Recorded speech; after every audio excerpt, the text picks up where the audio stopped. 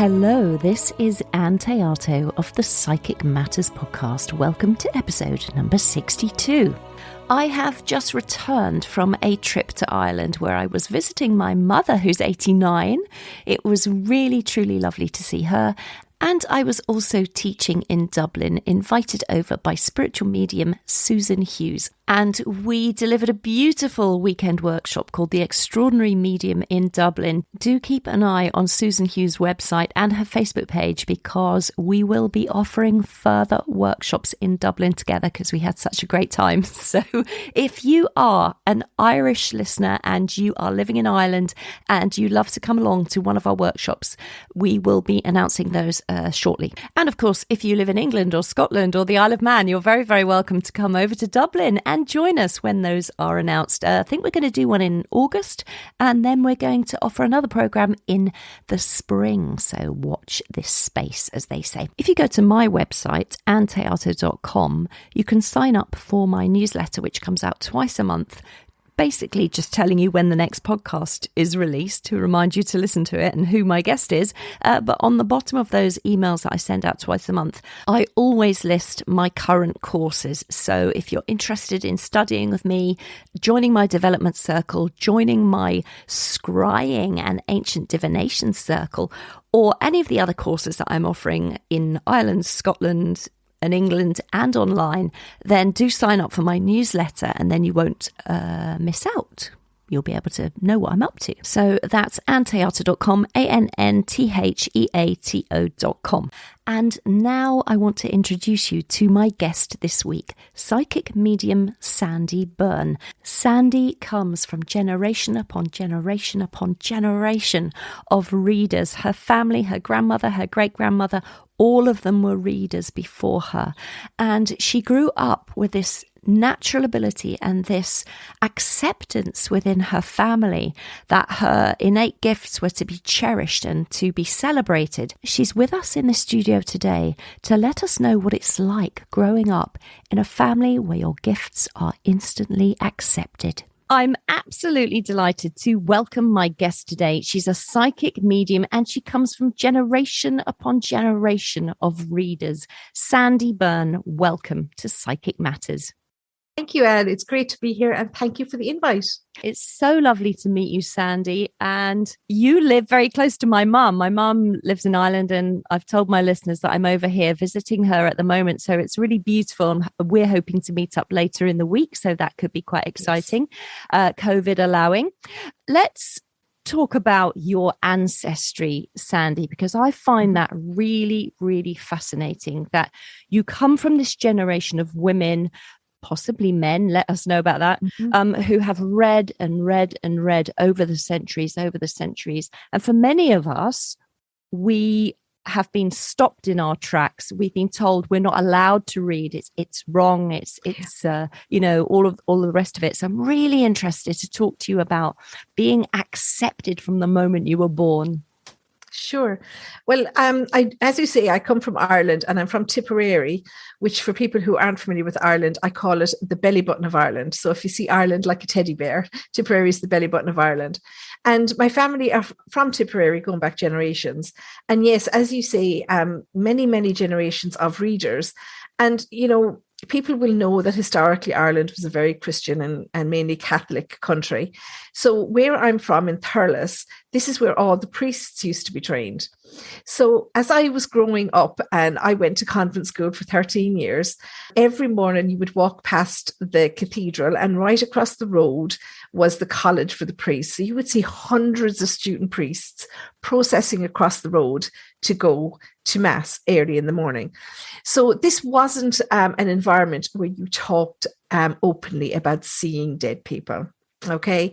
And I always say to people that I really would have preferred to be schizophrenic, and I'm not dissing anybody who may be schizophrenic, but the religious upbringing and the religion we were taught in school would have made me think that I was schizophrenic more than seeing people who had passed.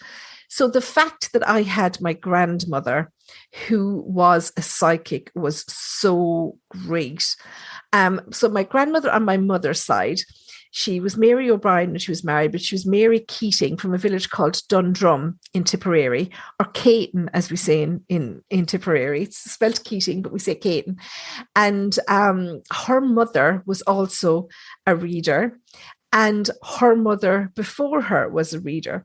So the last 3 generations, now I know before that they were also readers, but I don't have any memory of them. And my mother didn't know her great grandmother. She was passed before my mother would remember, but she was also a reader. So from my mother, I know a lot about, say, my great grandmother and my great grandparents. And you talk about, I have a funny story, if I can share it with you, about my great grandfather on my grandfather's side of the family, all with my mother's family. My great grandfather and his father, actually, his grandfather is buried at the Rock of Cashel, which you might have heard. It's a very famous castle here in Ireland. He died, he was gassed in the war, in World War I, and he died, I think it was 42 years of age. He was brought home from France very sick, but he only made it as far as Dublin before he passed away. So he's buried in the Rock of Cashel, and that's where my grandfather came from, was Cashel. And so his father, he used to see spirit a lot. Okay. And he came from a small little village just outside Cashel. And he was at the time the person in the village that used to prepare bodies for burial. So back in those days, they didn't necessarily have undertakers like we do now. And this was done by somebody in the village. So he was the man who used to prepare the bodies. So one night he was at home, and they lived in a cottage, basically in the middle of a field. You know, it was that kind of an environment. And he couldn't sleep one night, and he was up pacing around the house. And he made himself a cup of tea, and then he looked out of the bedroom window, and he saw the banshee leaving his neighbour's house. So he knew that his neighbour hadn't felt well, but there was no expectation that this man was going to pass away. So for those who haven't heard, I'm not sure, maybe you've discussed it in the past. So the banshee would be a spirit, and she's supposed to visit people to let them know that death is coming. So she follows anybody with an O or a Mac in their name. So my granddad's family were all O'Briens. So he saw the banshee leaving this house. And he got himself ready and strapped his bag to the back of his bicycle. He didn't have a car. And he headed on towards the neighbour's house. Now, I say the neighbour's house. He was, a couple of miles away across the fields. And on the way, he met the priest who was driving his car down the road. And the priest said to him, "Oh, I was just coming to see you." He said, "Because so-and-so has just passed." He says, "Oh, I know. Yeah." He said, "I'm on my way." And he said, "How did you know?" So he had to explain to the priest that he saw the banshees. So this was outrageous to the priest. But he was well known for being able, I know it sounds terrible, but knowing in advance that people were going to pass. So he was always there to help with the passing, at the moment of passing. So he was very well known in the area back in the day.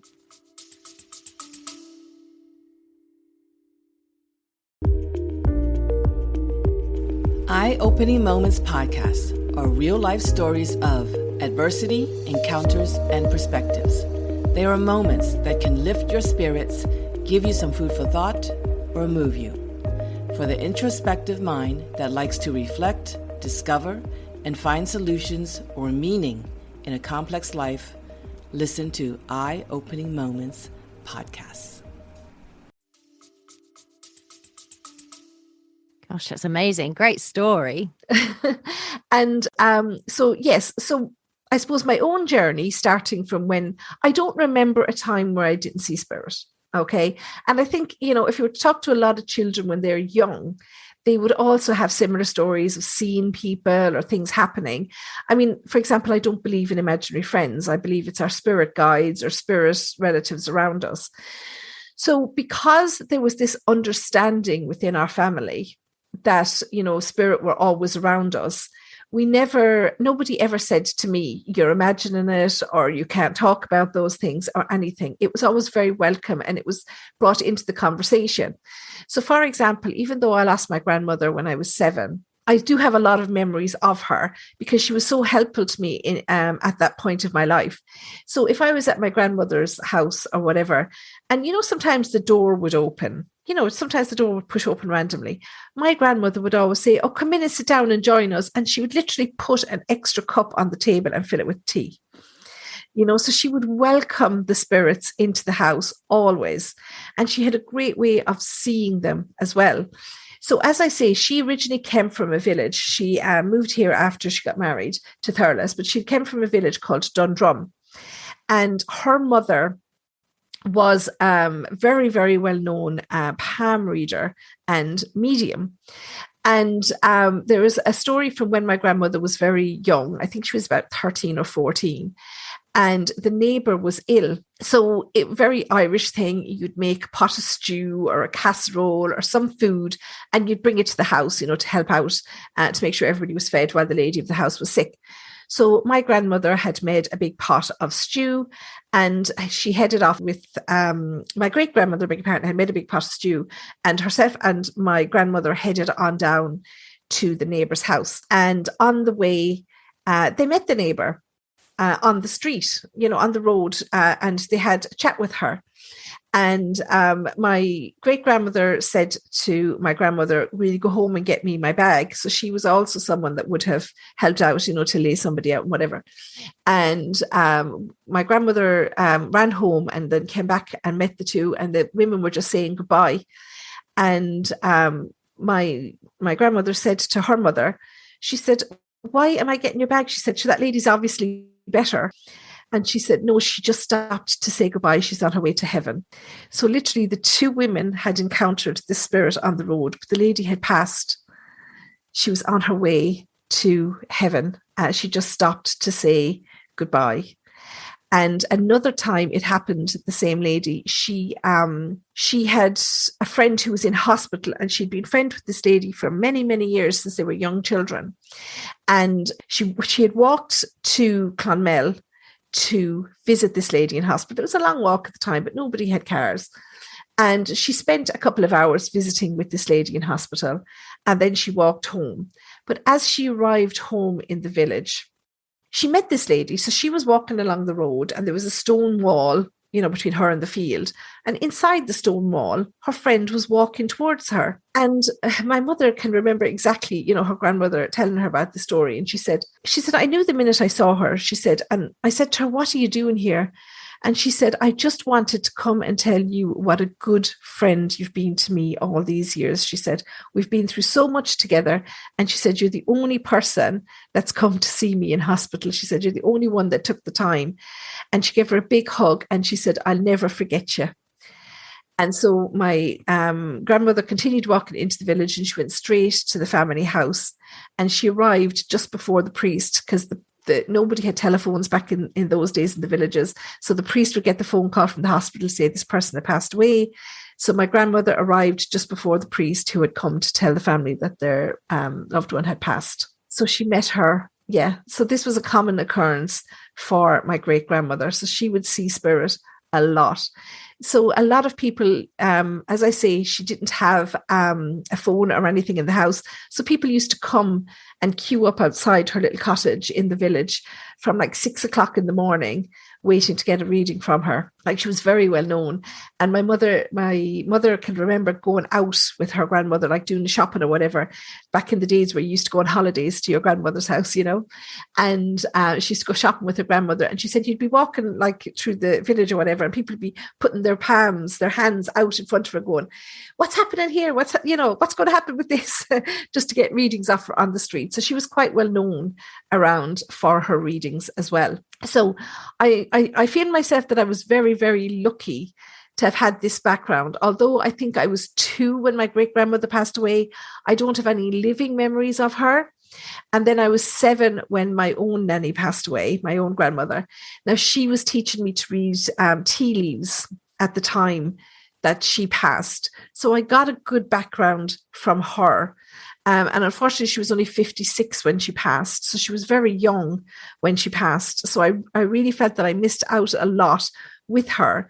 However, I do know that she helps me a lot, but she's somebody that never comes through in readings.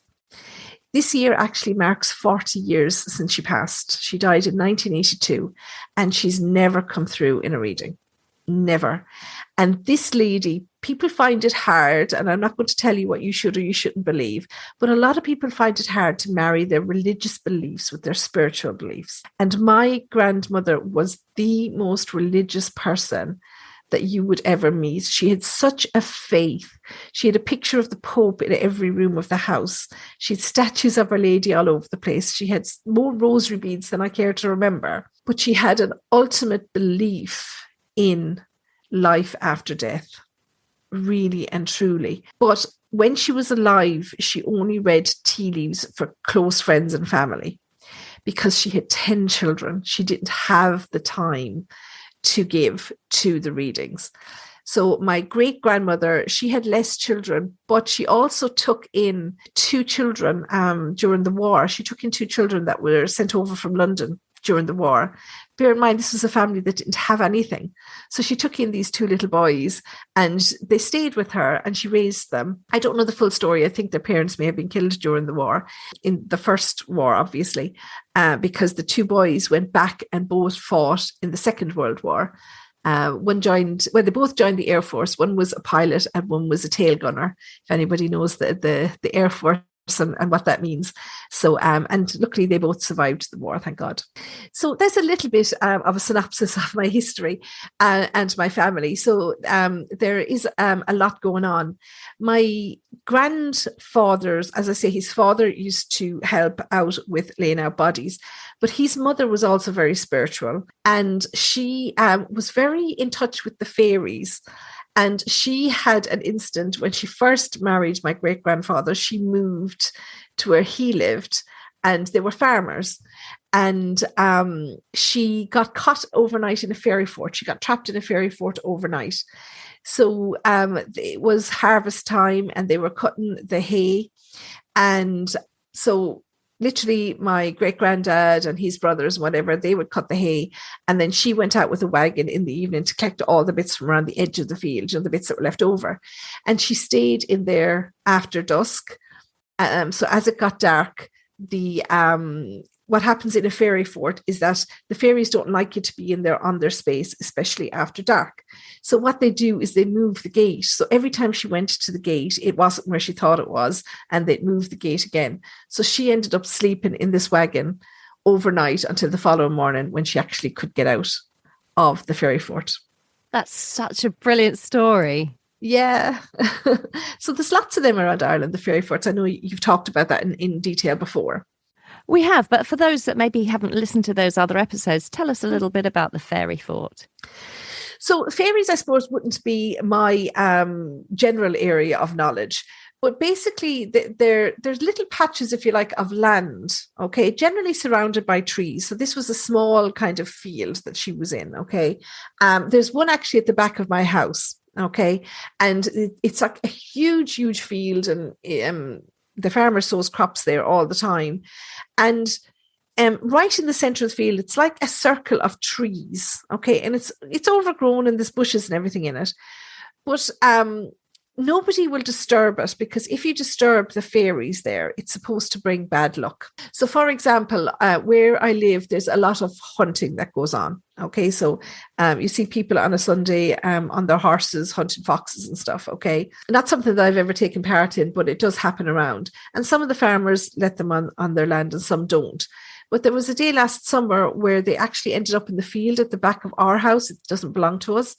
But this field where the fairy forts, if you can imagine, it's a very lush field, but right in the center, one undisturbed patch, because people would call it superstition. I would personally would not disturb it. Okay.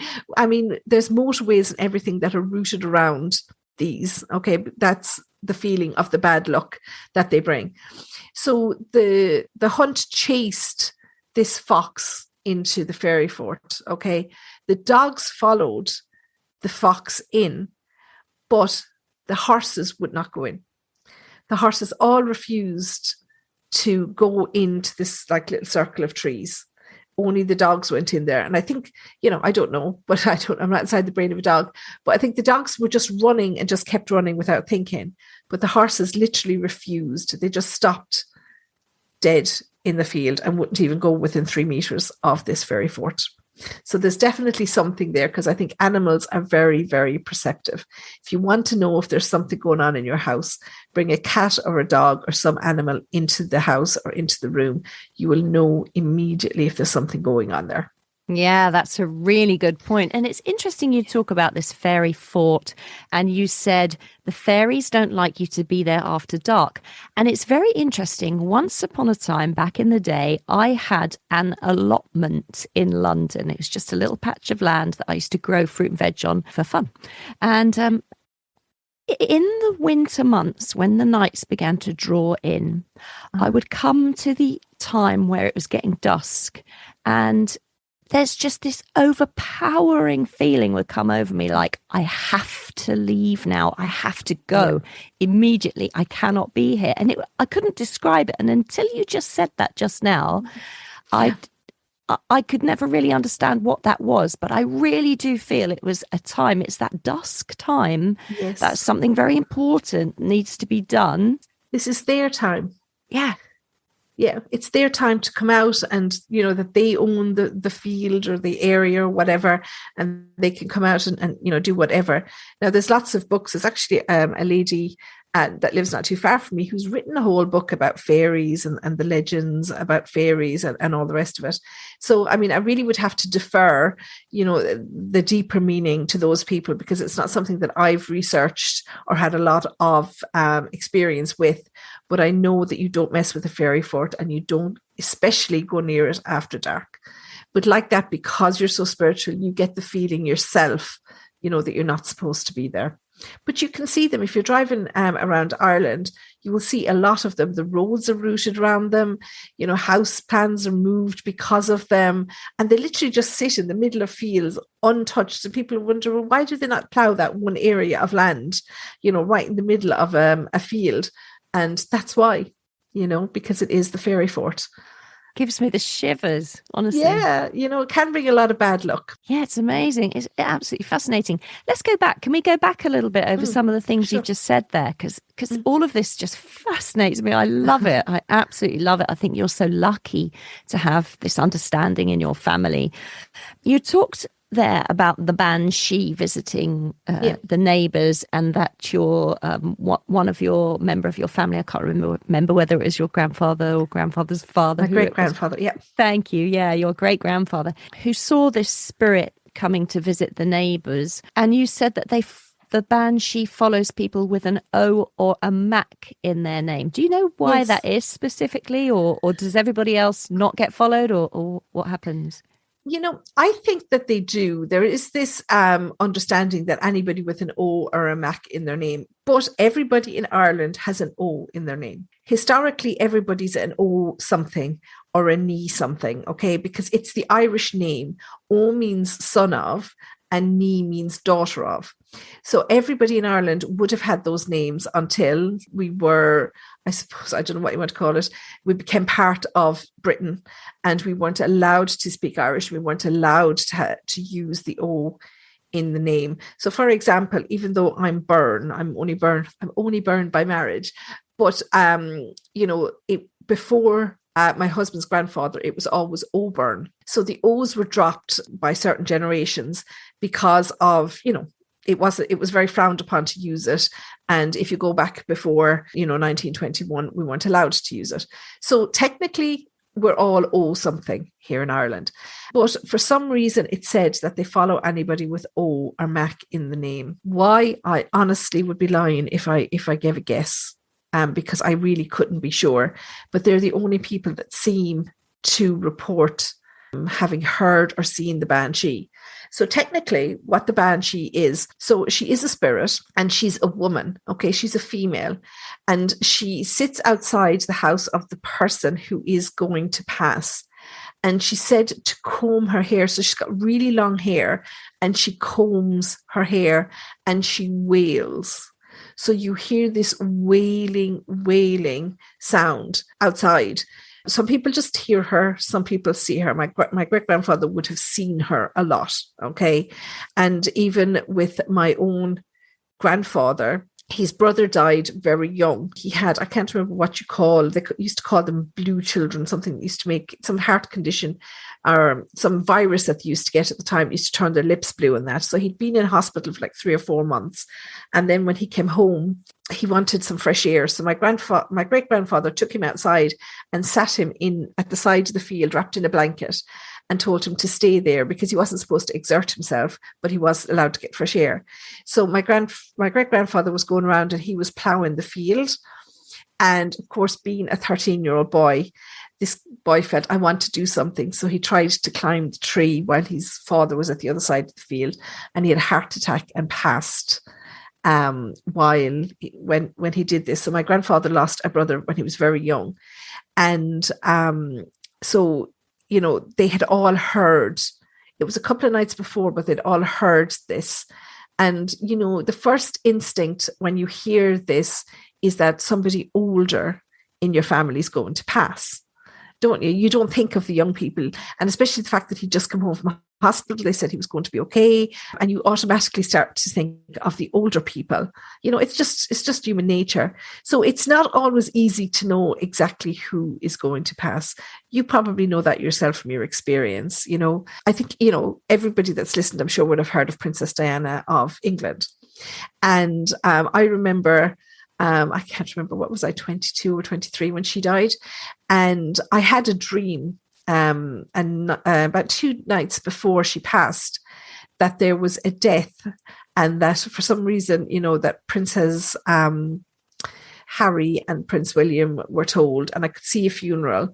And I thought in my dream that it was Princess Diana, but when I was telling my husband, he's my husband now, but when I was telling him about it the following day, he said, oh, well, it has to be the Queen Mother, you know, because she was really old at the time. He said, sure, Diana's only in her 30s. It's not going to be her. But lo and behold, a couple of days later, it was Diana. So it's very hard, you know, yourself to read the signs always and know that this is exactly who it's going to be. But yeah, it's very, a lot of people report it. I suppose I haven't really looked into it as to why exactly it's the O's. I really couldn't say. People would say, oh yeah, but the banshee, that calling is just foxes yowling outside. What do you say about that? I mean, you know, if I always say, you know, people are going to believe what you want to believe. I'm not here to convince anybody of anything. I can only tell them of our experiences. Yeah. And it happened to me here a few years ago in my house, and I was up half the night, even though technically I don't have O in my name. So this is actually a good example. And I was up half the night and I could hear howling. And I actually put it on Facebook, you know, I'm awake, there's howling outside, I'm afraid it might be the banshee. I mean, you know, even you and I will be scared to look out the window and see if we can see the banshee. And everybody's like, oh, it's just a fox or whatever. But my father-in-law passed away a couple of days later, very suddenly, totally unexpected. He was only a couple of weeks after his 65th birthday, and he passed away at home in his apartment in London of a heart attack. So, you know, you can ignore it, but it doesn't mean that you're going to stop what's going to happening. Well, I find it very interesting, you see, because I thought once upon a time I was going bonkers. I came out of a parents' evening with my son, who was probably about 12, 13 at the time. And it was in northwest of London, a little park called Harrow. So we came out of the school and I was walking back to my car. And all I can describe it as was this huge, shaggy black dog. It was so big that sort of a size dog couldn't exist in this physical world. And it crossed like a shadow, slinking across the road right in front of my eyes. Wow. And I grabbed my son and I said, oh my gosh, can you see that dog? He couldn't see it. Yeah. And I just had this overwhelming feeling that it was to do with my father, and my father was going to pass away. And sure enough, that is what came to pass. And I've seen that dog a second time in my house not in my house in London, but I came out the front door and I walked past somebody else's house and I saw the black dog again, that huge, I don't know if you call it a grim or some big black shadowy dog grim thing. And he came out of this house. Actually, he was walking into the house. He walked into the house and sure enough, the lady there passed away. So I find it really fascinating. You talk about the banshee. I hear foxes yowling all the time outside in London, especially. Yes, of but course. I really feel that there is something that we can see between worlds that informs us. So I think it's fascinating. I have to agree with you. And, you talking about that has just reminded me, if you don't mind if I share another incident. My uncle that I was very, very close to, my mother was a single mother and raised me and my sister on her own. So we were very, very close, obviously, to her family. And a lot of her younger brothers and sisters, of course, she was the fifth of 10 children. So there were a lot of younger than her. So we were raised with the younger ones like brothers and sisters. So my uncle Kevin, we were very close to. And when I was 14, my grandfather passed away, my mother's father. And he had come to live with us because he was a widower and he had cancer. So he passed away and we had the funeral and everything. And my uncle Kevin had been left to the home house. And I spent a few weeks out there with him when he was getting the house ready to move into, because it hadn't been lived in a little while because my granddad was living with us. So I was out there with him. So one night, it was, I believe, Wednesday night. It was a small cottage and it's about 4 or 5 miles from town. And my uncle jumped in his van and he ran into town he drove into town to get, some milk and bread or whatever. And we were getting ready to have dinner. So when he came back in, he ran in the door and he said, everybody come and look at this. He said, there's a bird outside. It's like an albatross. So, and literally across the road from the cottage, there was a deep wood. We always played it when we were young. And the trees were right up beside the road. And there was a canopy of trees literally over the road. And there was this massive bird. Now, we didn't see it. When we all came back out, it was gone. But he said, I've never seen a bird like this. He said, it was like an albatross. He said, the size of this bird, he said, and it was so big, it was actually weighing the branch of the tree right down to the road. But he said, I took a picture of it because his fiancée at the time always had a camera on hand. She was brilliant for taking photographs.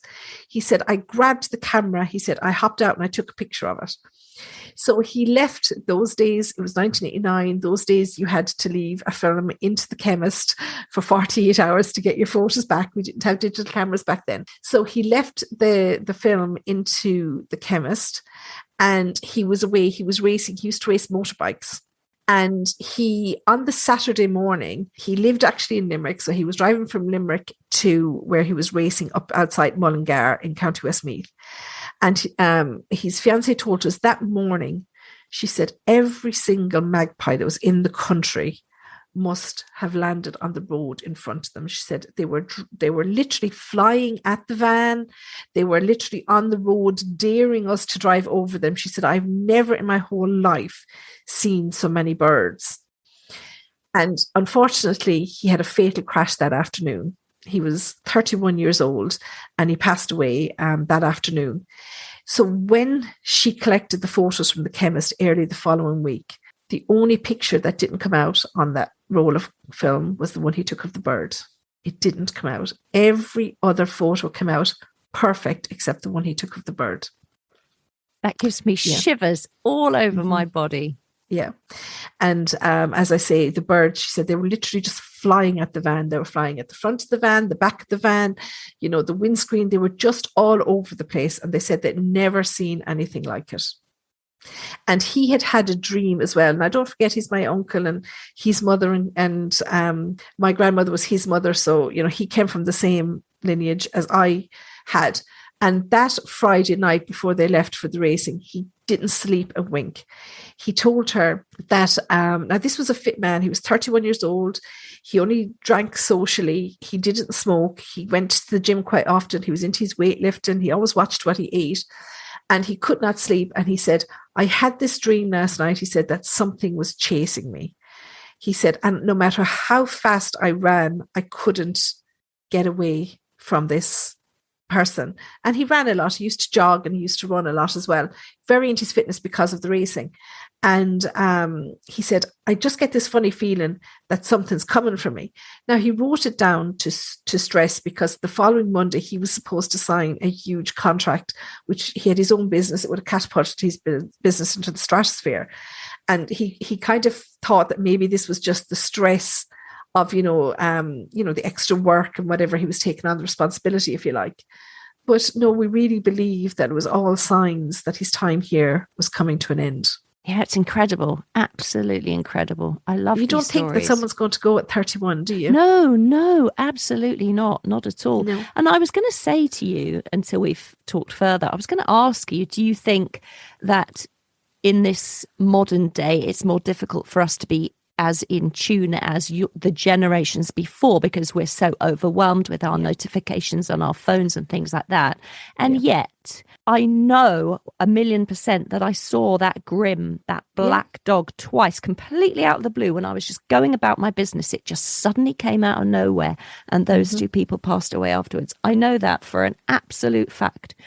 So maybe we are still close. I don't know. What are your thoughts on it?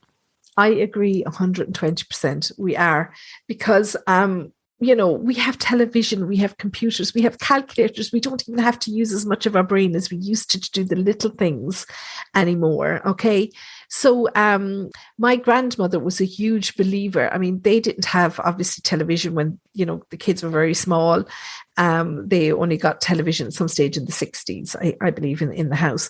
But even when we were small, she was always very aware that to turn off the television in the evening time and sit down as have a family and talk. And I can remember us all sitting down around the stove in my grandmother's house, just exchanging stories about things that we'd experienced, whatever. Some of them would be spiritual, some of them wouldn't. And in our house in town, we were very close to our next door neighbours. Beautiful family, and the mother there, I was very, very close to. And again, this lady she trained to be a nun. She spent years in a convent, as a student nun. And just before she took her final vows, she got really, really sick. So she was actually in the Isle of Man as a nun, and the Mother Superior sent her home to recuperate before she took her final vows. She came home, met the man she eventually married, and the rest is history. But she was also really, really spiritual. So even when we were in town and not at my grandparents' house, we used to have what we just call story nights, where we just sit down and chat. We'd have no radio on, we'd have no television on, nothing. And of course, back in those days when I was a teenager, we didn't have the internet, So we just used to talk. And she herself had so many stories about experiences that she had had. So one that always stuck out with me, because it just really struck with me when I was a child, was the fact that her brother had passed. So when she went to see her dad before they buried her brother with him, as she was leaving the graveyard, of course, she went to make sure, you go and you say, Daddy, please make sure you look after him. I'm so worried about him. I hope he's okay. I hope you've met him, all this kind of stuff.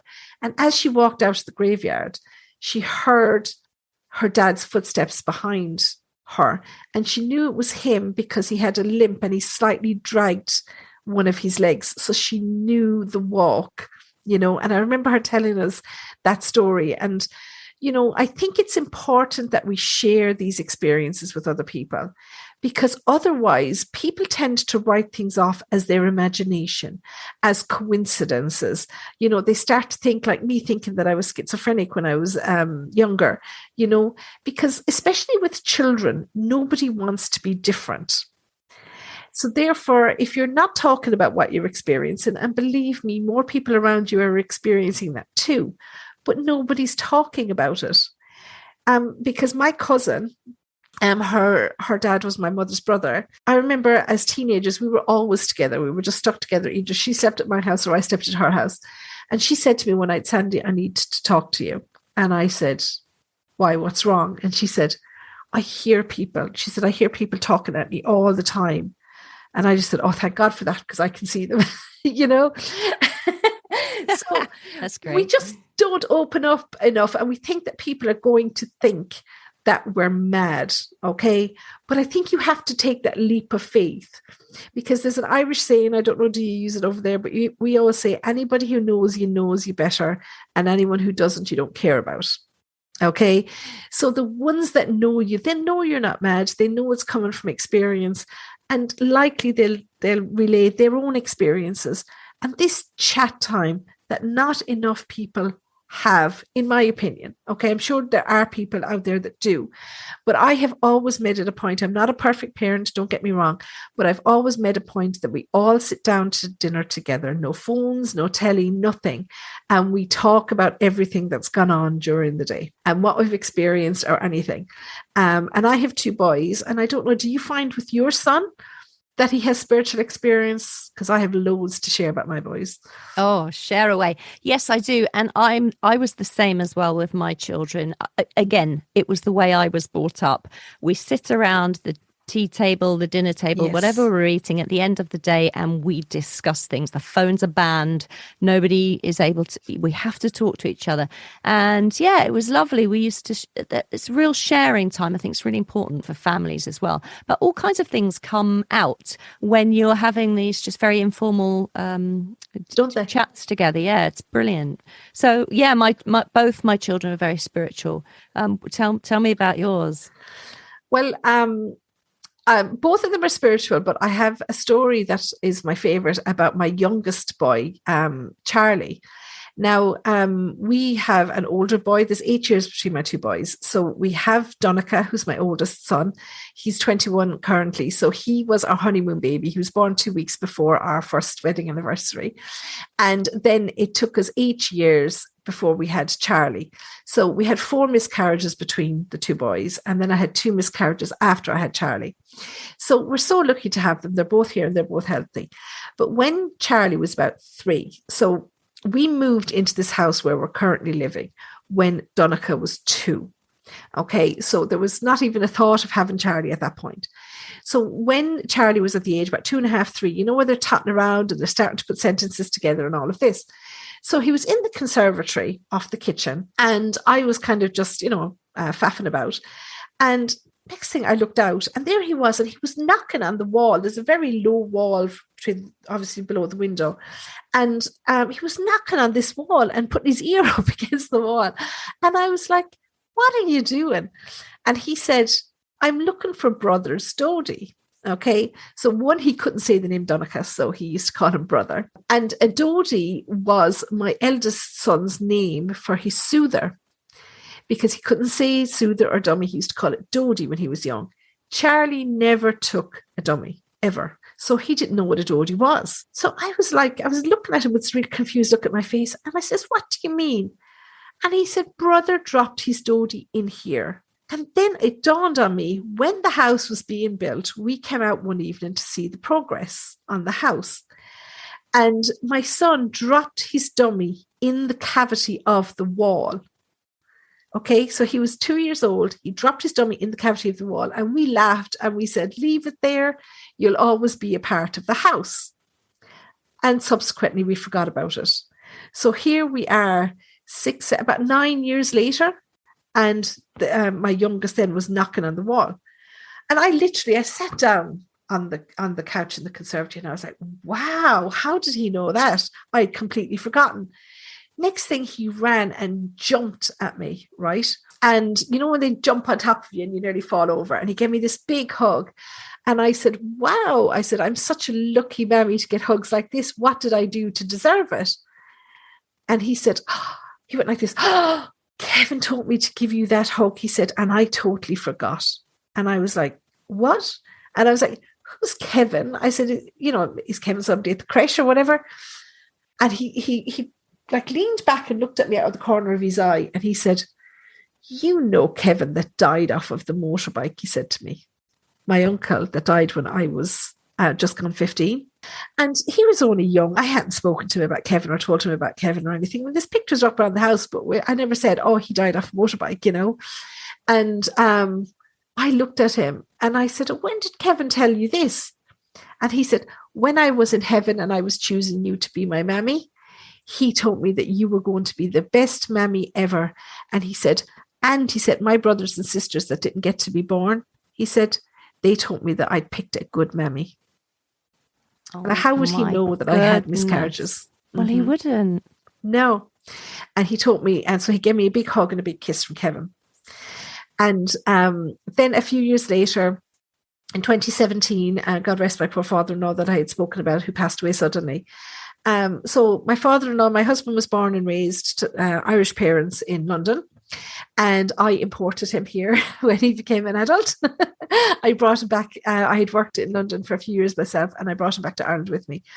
So my father-in-law was divorced from my mother-in-law, and he had an apartment in London. So one Monday morning, we were getting, I say we were getting ready for school. We were getting up. It was about 7:25, and I heard this, when you've got a child. So Charlie must have been about, I don't know, 9. And you could hear this, across the landing, like the steps across the landing. And he burst into my bedroom. Now, my husband goes to work every morning at 5:30, so he was long gone. And the alarm was due to go off at 7:30. And he burst open the door of my bedroom and he said, where's Grandad? He said to me. And I was like, well, he definitely ain't in here, wherever he is. And I said, Grandad's not here. He's in London. And he said, no, he's here. He said, and you didn't even tell me that Grandad was here. And he just came into my bedroom to say goodbye to me. And I said, Grandad's not here. I said, he's in London. He wasn't here. He said he was here. Next thing I know, I was having this argument with the oldest come out of his bedroom, who was 17 at the time, typical teenager, walking across the landing, scratching himself, yawning. Came into the bedroom and he said, I didn't know Grandad was in Ireland. And I said, he's not. And he said, he is. He said, he just came into my bedroom. And I said, he's not here. And he said, he is. He said, because he bent over and he kissed me and he said goodbye. And he said, I even felt the zip of his coat on my face. So we used to make fun of my poor father-in-law because he had this coat and it was like a fisherman's jacket almost. It had all these zips on it. And he liked to keep his glasses in one pocket, his phone in the other pocket, a hanky in the other pocket, And we used to make fun of the picking of the zips. And he said, the zip of his jacket, he said, hit me in the face when he bent over to kiss me. And I could hear his walking stick. And he said, he just said goodbye and that he loves me. And I said, well, the two of you must have had the same dream. I said, because Grandad's not here. I said, now, come on, chop, chop, let's get ready for school. So it was quick whiz around the house, get ready for school, breakfast, whatever. So I used to drop the youngest fella to school first. And then the eldest fella, so about 8:20 or so, I had dropped the younger fella. He'd literally just gone into the gate of the school when the phone rang. My father-in-law had passed at 7:10 that morning. So at 7:25, he was in our house saying goodbye. At the time, they were the only grandchildren that he had. He has another granddaughter now, but at the time, they were the only grandchildren that he had. What a beautiful story. Mm. And what did your children say to you when you said, he did actually pass away this morning?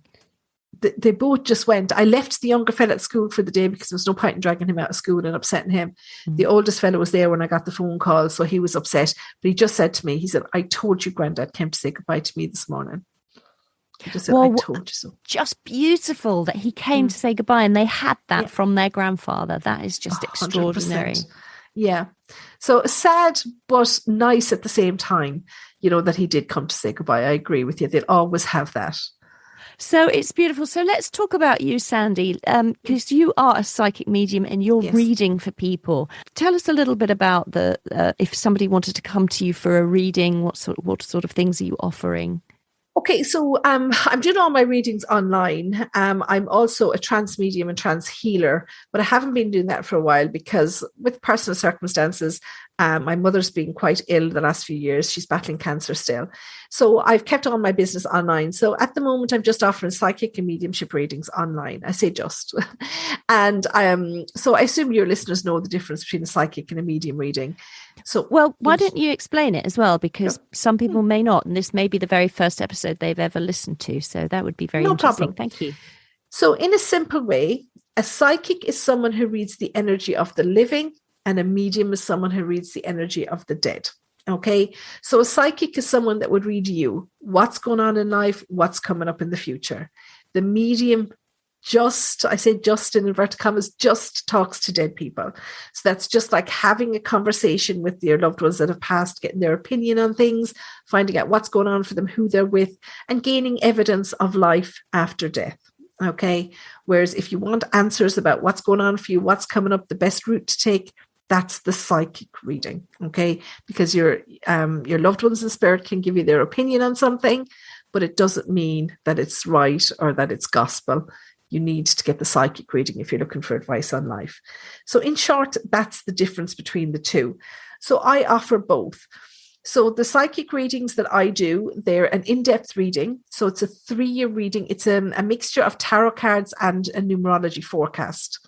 So I would give people, as well as an in-depth tarot card reading, I give people a 3-year month-by-month forecast of what's coming up for them. Okay.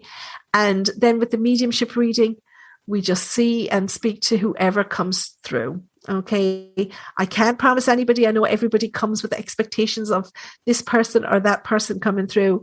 No medium can promise anybody in particular. It depends what the energy's like. You know yourself, we get good results, but you can never promise anybody. You know, there's a lot of things going on. You know, if someone's depressed, if they're under pressure, if they've just had a bereavement, there's lots of things that can affect the energy. But yeah, it's a good way to get closure from the mediumship. It really is a good way to get closure. And are you teaching as well, Sandie? Sorry to interrupt you there. No, you're absolutely fine. Yes, I've taught some courses. I've just finished a 6-week beginners or introduction course, which covered a bit of psychic and mediumship. And I offer one-to-one mentorship as well. So all details obviously would be on the website if anybody's interested in that, or contact me for one-to-one coaching, which I do with a lot of people. Because, you know, everybody learns at different rates and everybody has different experiences. So the one-to-one can be very tailored for people, and it can get them, you know, I suppose on their spiritual journey a lot quicker than sitting through a class with other people. So the one-to-one coaching is very, very popular at the moment.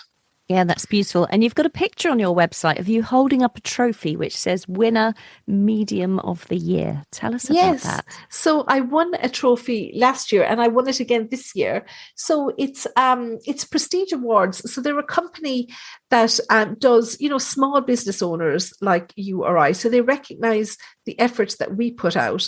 And you know, because there's lots of corporate events and you know, I suppose awards for bigger companies that are on the international stage, whereas you and I hardly ever get recognized for anything. So this company, they monitor a lot of the smaller companies, but you generally get nominated by maybe a customer or something like this. So I'd never heard of this company. So it just so happened that one of my customers nominated me for this award, and they look into the business, what you're doing, what you're putting out there. They get people to vote.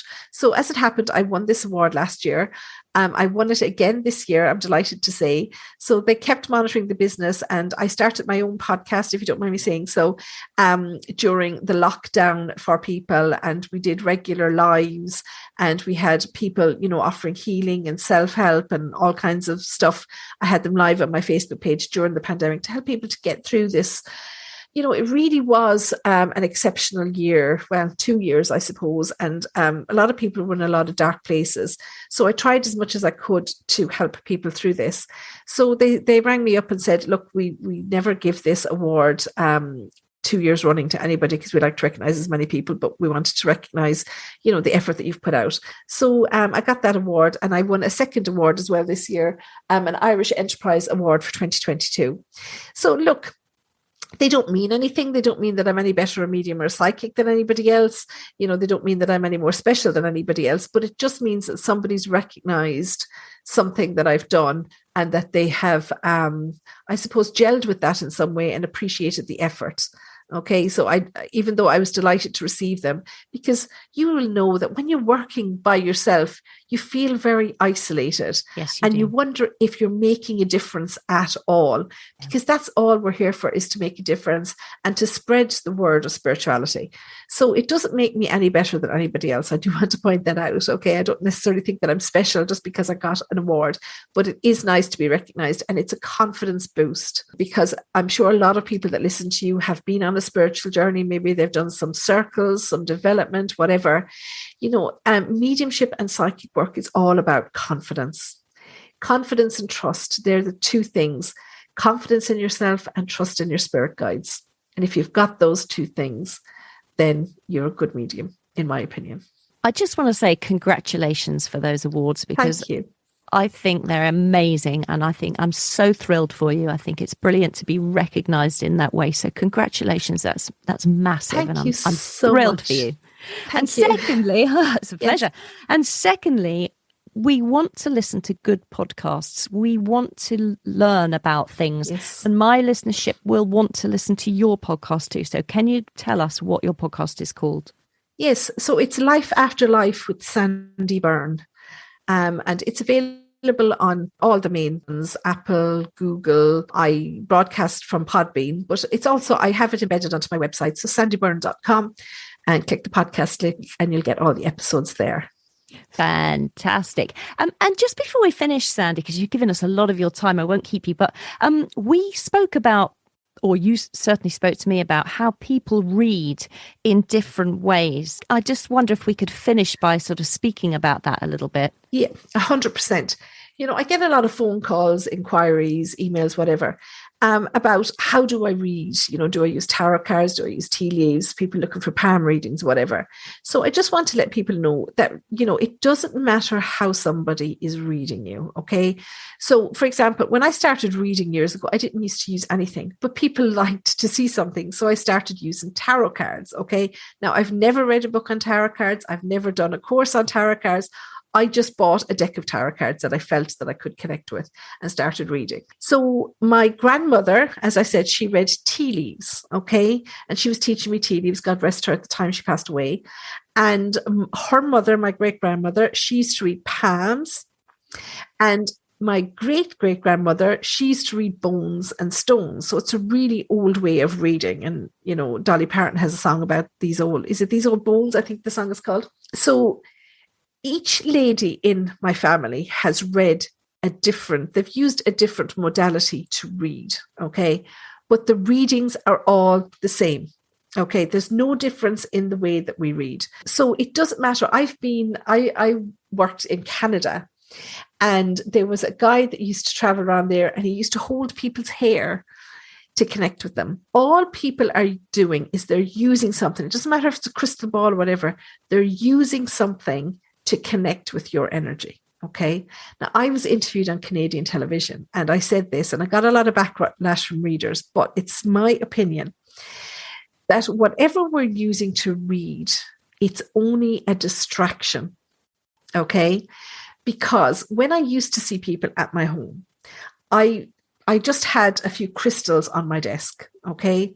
So because everybody that comes in, they're like, okay, well, I'm not going to give anything away with my body language or my face. And they'd sit there, with stoic. So when they'd come in and they'd see some crystals or whatever on the desk, they go, oh, that's a pretty color. What's that?